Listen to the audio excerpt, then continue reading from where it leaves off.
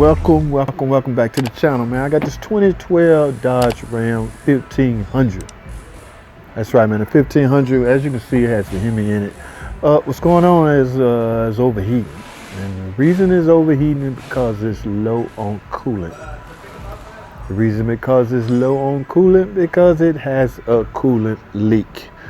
So basically, we got to find out where the system is leaking at.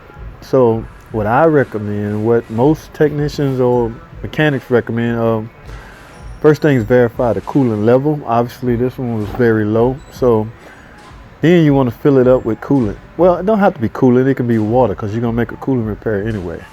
Once you get it up to a decent level of liquid, let's put some pressure on the system, man. What I use is a pressure gauge, coolant pressure gauge.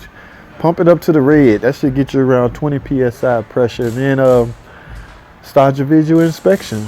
You should come up with something, and this one was pretty obvious. So I'm gonna turn the camera around so we can take a look at the engine and see what's going on, and we'll talk some more. All right, let's get with it.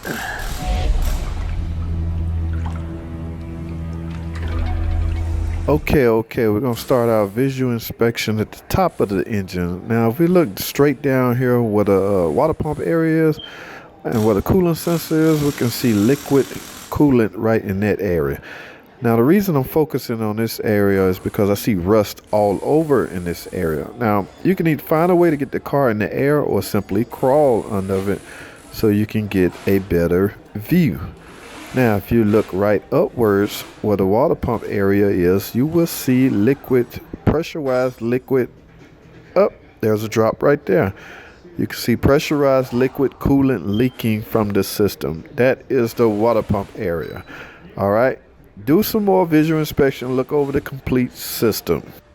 All right, thanks for watching, man. There you have it, man. Diagnosing a coolant leak. It turned out to be the water pump, but like I say, take a look at the entire coolant system when you're dealing with coolant leaks, because especially if the coolant rusty, all that rust travel through the entire cooling system, meaning the radiator, the heater core, everything coolant related. So you want to always take a look at that.